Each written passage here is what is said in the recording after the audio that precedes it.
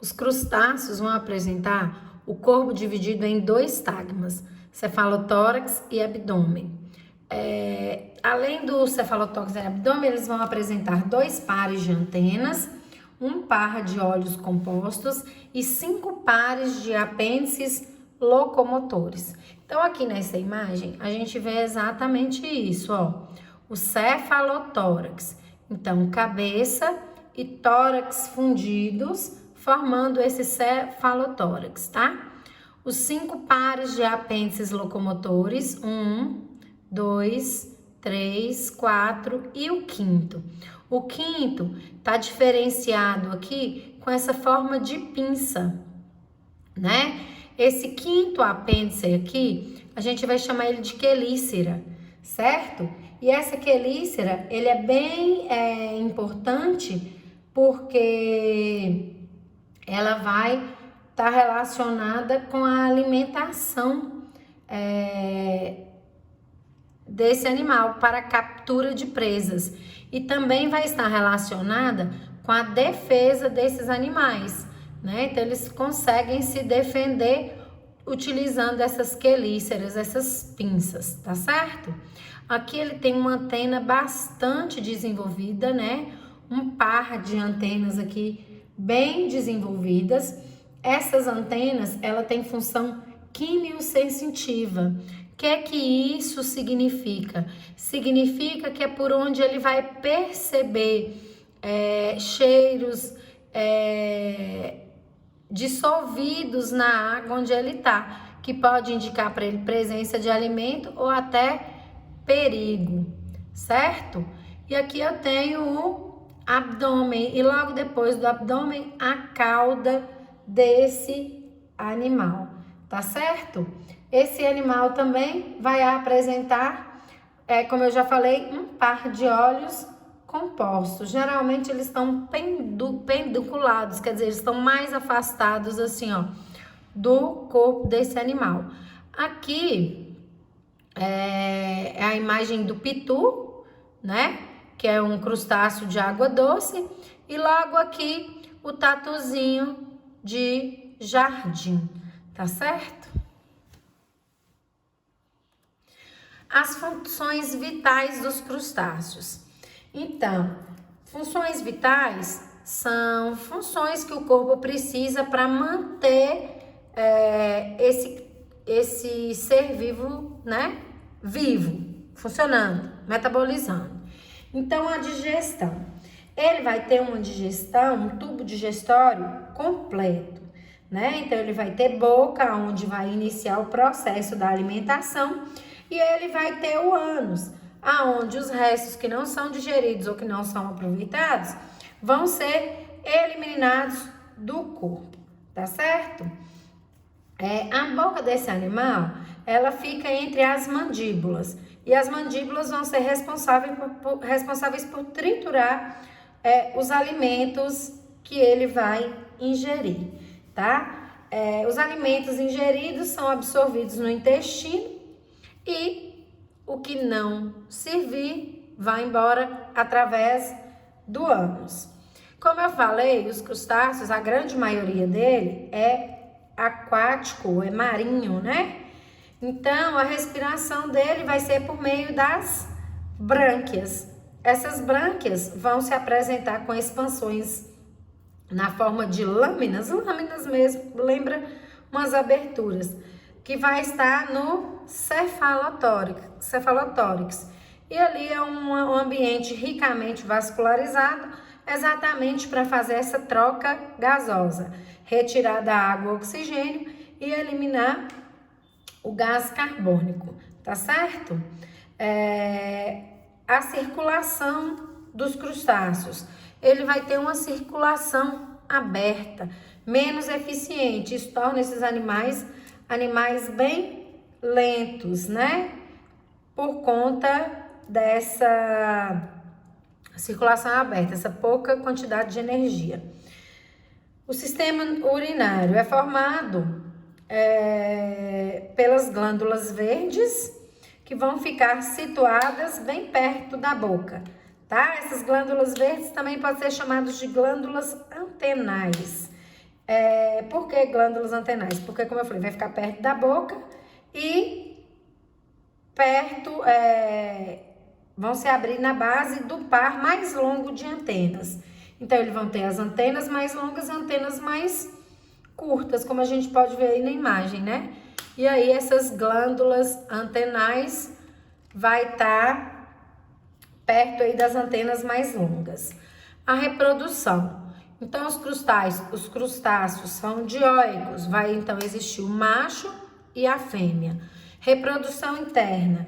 Então, o macho, ele vai copular com a fêmea e ele vai ter um órgão que vai conseguir fazer o depósito de espermatozoides na abertura genital dessa fêmea, tá certo? Os ovos que são fecundados ficam dentro do corpo da fêmea, numa das regiões ventrais aí da fêmea. E quando o crustáceo ele nasce numa forma larval que vai passar por desenvolvimento indireto, ou seja, vai passar por uma metamorfose, tá? Com exceção de alguns dos ciclos que vão ter esse desenvolvimento direto, ou seja, já nasce com formato do adulto. Então, não passa pela fase de larva. Na página 17 de vocês, nós temos aí a imagem, né, de um crustáceo mostrando o coração, mostrando os vasos sanguíneos, o sistema circulatório. Tá vendo que ele é aberto? Tá em vermelho, tá vendo? Ele não é todo fechado, ele é aberto. Mostra também o sistema digestório, né? Mostra aí, ó, o estômago, mostra o intestino, mostra o ânus, mostra também o sistema nervoso ganglionar. Então, o sistema nervoso, os gânglios cerebrais estão aí no cefalotórax e ao longo do corpo dos outros tagmas vão apresentando aí gânglios nervosos que vão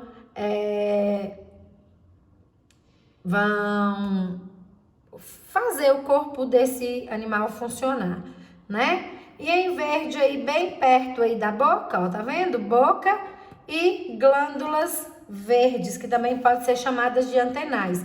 Então, aqui a excreção, né, vão ser feitas aí por essas glândulas verdes.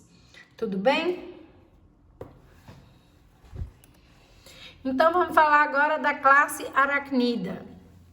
A classe aracnida, nós vamos encontrar aranhas, escorpiões e ácaros como os principais representantes, ou seja, os animais que são mais lembrados e que têm maior número dentro dessa classe, tá? O nome, o termo aracnida, ele é grego também, aracne, que significa aranha. Então, vai ser mais lembrado quando a gente pensar em aracnida, tá certo? E é o que está mais presente também até no nosso cotidiano, porque muitas vezes a gente convive com esses animais dentro da nossa casa. A gente tira eles, a gente mata eles, a gente acaba com a casa deles, passa uma semana, as aranhas estão lá de novo. Os escorpiões, a gente também de vez em quando convive com eles, mas a gente não gosta, então porque ele é mais perigoso, né? Ele é mais peçonhento. As aranhas vão ter algumas muito peçonhentas e outras não. Mas os escorpiões são sempre peçonhentos. E os ácaros, que a gente convive muito, mas a gente fala pouco porque a gente quase não os vê. Porque são muitas vezes microscópicos, né? Mas são muito responsáveis por um grande número de alergias, principalmente respiratórias. Tá certo? A maioria desses animais, tanto aranhas, escorpiões, ácaros, vão apresentar ambientes terrestres, né? No ambiente terrestre, mas em locais mais escuros, mais frescos. Por exemplo, vai ser muito comum encontrar escorpiões em terrenos baldios, onde juntou ali telhas, madeira, aí é mais comum encontrar os escorpiões, tá? Então, eles gostam muito de ficar nesses locais mais abandonados. As aranhas e os escorpiões, eles são carnívoros. Então, aranhas, elas se alimentam muito de outros insetos, como moscas. E os escorpiões, o alimento preferido deles são as baratas. Então, você não quer ter escorpião na sua casa, você dificilmente consegue um veneno para matar esses escorpiões. Você elimina as baratas, porque ele não tem alimento, ele não fica no local, tá? Na classe aracnídea, os aracnídeos, eles também vão ter o corpo dividido em dois estágmas, né? O cefalotórax e o abdômen. O cefalotórax, também chamado de prossoma, e o abdômen de opistosoma. As aranhas, lá na parte inferior do cefalotórax dela, ela vai apresentar olhos simples, de 6 a 8 olhos simples, tá? E ela também vai apresentar 6 pares de apêndices locomotores. Mas esses 6 pares de apêndices não são as pernas, não.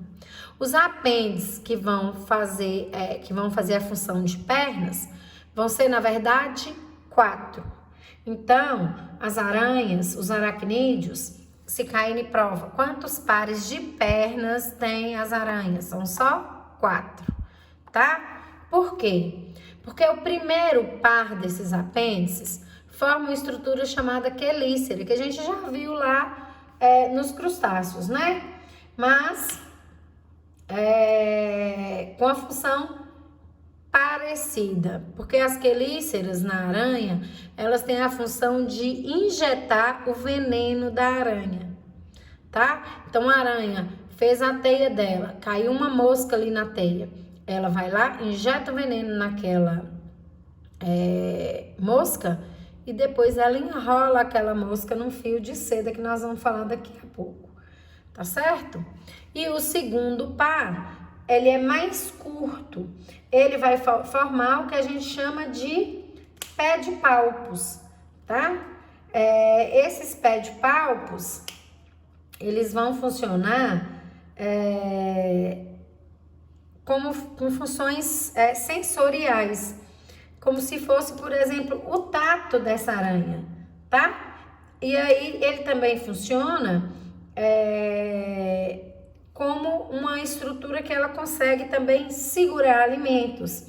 E em alguns grupos ela pode até funcionar para reprodução, certo?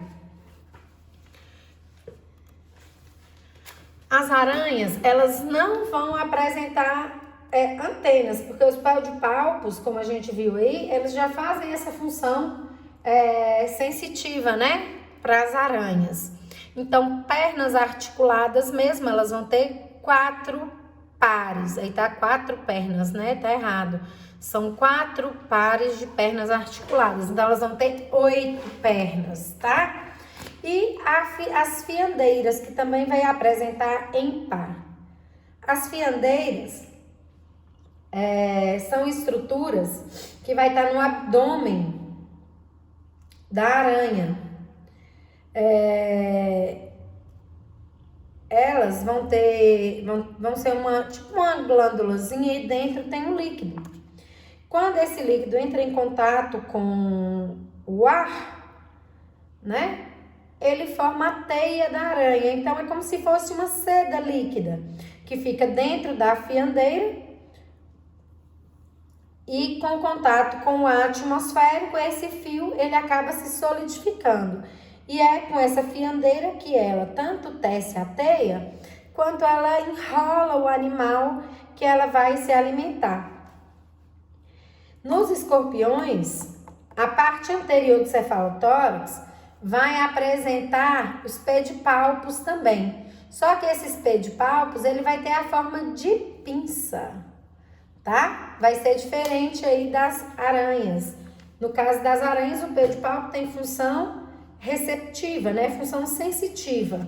E aí, nos escorpiões, esses pedipalpos, eles vão ter função de pinça, defesa, captura de alimento, tá?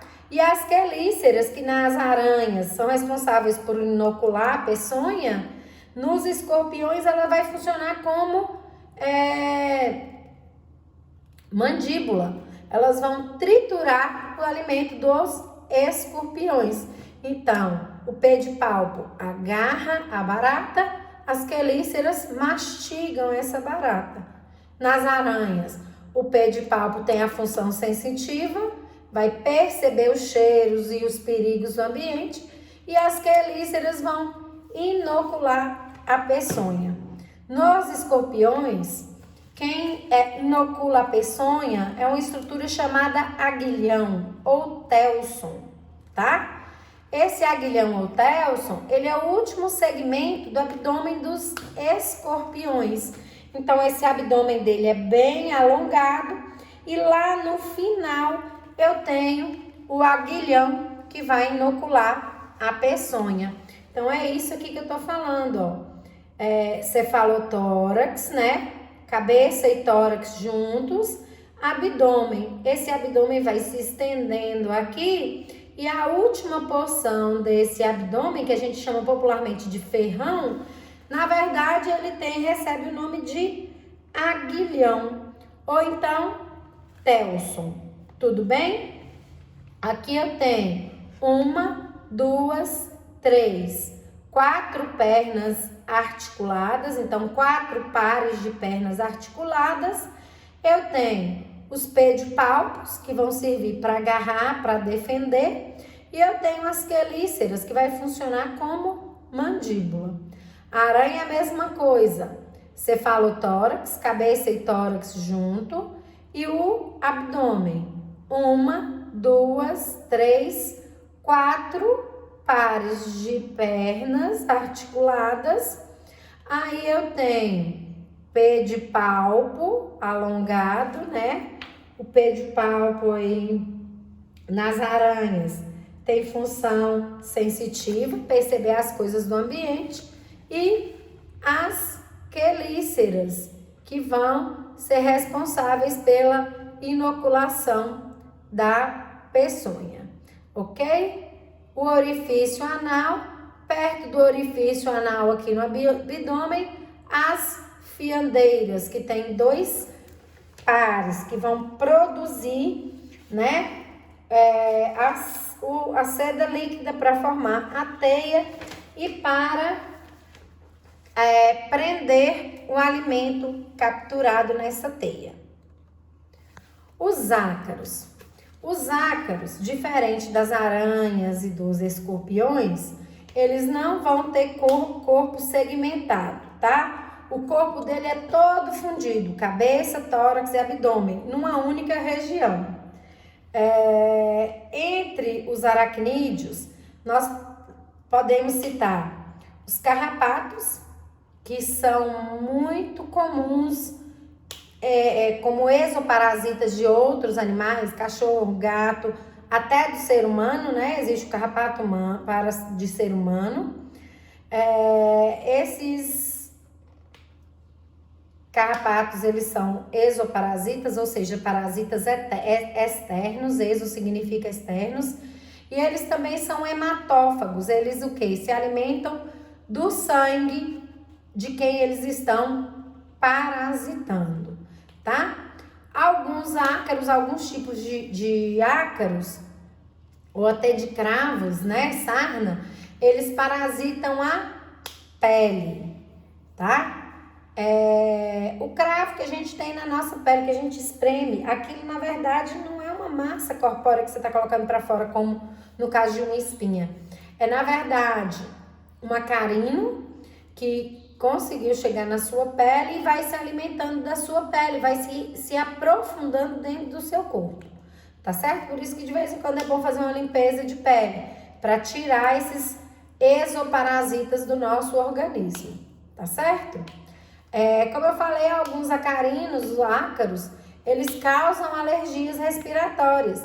Então tem pessoas que não podem ficar em lugar que tem cortina, em lugar que tem tapete, não pode ter uso de pelúcia no quarto, né? Almofadas. Por quê? Porque são locais onde esses ácaros vão se desenvolver. Porque grande parte da nossa pele, ela vira poeira da nossa casa. E aí, tapetes, almofadas, travesseiros, colchão, tudo acaba armazenando esse resíduo de pele morta que se soltou do nosso corpo. Então, eles acabam tendo muitos ácaros, se alimentando dessa pele morta, né? Nesses utensílios que a gente tem em casa. Mas os ácaros, eles não são só ruins para os seres vivos, não. Eles ajudam, né, no controle biológico de algumas pragas agrícolas.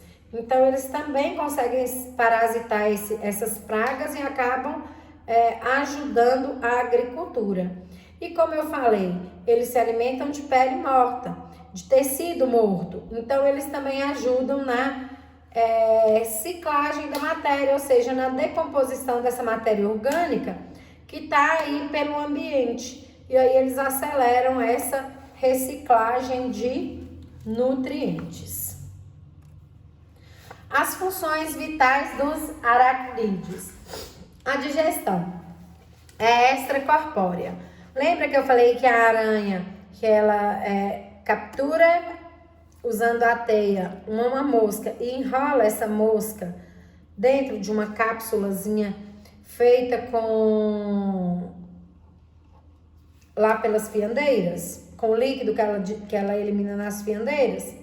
Então, quando ela tá enrolando a sua presa, ela injeta, né? Ela coloca naquela mosquinha enzimas digestivas. Então, ela lança o veneno pelas quelíceras e ela também libera essas enzimas digestivas. E aí, o que acontece? Dentro daquela estrutura, aquela mosca vai começar a ser digerida, ela vai começar a derreter, ela vai começar a ficar líquida, tá? E aí, quando passou um tempinho, que ela já sabe instintivamente, claro, que o seu alimento já está líquido, ela faz a sucção, né, desse líquido. E aí, o que foi já digerido parcialmente, continua o processo de digestão lá no tubo digestório dessas aranhas, tá? A respiração. A respiração ocorre por meio de filotraqueias. Então, são traqueias também laminares, estruturas laminares, né? Como as dos crustáceos, só que lá são brânquias. Então, são também estruturas laminares que vão fazer a troca gasosa, né? Que vão trocar o oxigênio pelo gás carbônico, absorver o oxigênio e liberar gás carbônico. Os aracnídeos, como os crustáceos, também vão apresentar a circulação aberta, tá? Então, uma respiração fitotraqueal com circulação aberta. Então, também não são animais muito velozes, não. A excreção. A excreção vai ser feita por meio de 1 ou 2 pares de glândulas coxais. O que são isso? São pequenos saquinhos que vão se abrir nas coxas das pernas locomotoras. Não é à toa que chamam glândulas coxais. São glândulas que estão nas coxas, né? E algumas aranhas vão apresentar os túbulos de Malpighi para a realização dessa excreção. Excreção de substâncias que o corpo deles produzem e que tem que ser eliminadas porque são ruins. O sistema nervoso é do tipo ganglionar ventral, ou seja, gânglios distribuídos por todo o ventre, tá? Eles também vão apresentar algumas cerdas sensíveis ao tato que vão possibilitar capturar as informações do ambiente, tá? Que o cerca, por exemplo, cheiros que podem indicar tanto o alimento quanto o perigo. E a reprodução. A reprodução, os aracnídeos também são dioicos, ou seja, tem o macho e a fêmea. A fecundação também é interna, então o macho vai ter um órgão copulador que vai depositar um espermatozoide na ooteca das fêmeas, né? E quando esses ovos estão fecundados, no caso das aranhas, por exemplo, vai ter a formação de um casulo. As aranhas vão formar um casulo, depositar os ovos fecundados ali dentro e esperar as aranhazinhas nascer. No caso das aranhas e dos escorpiões, eles não vão passar por metamorfose. Então, a gente fala que o desenvolvimento é direto, ok? Bom, pessoal, a nossa aula ela termina por aqui. Eu tô no WhatsApp para tirar qualquer dúvida e eu desejo para vocês um bom dia e bons estudos. Até nossa próxima aula.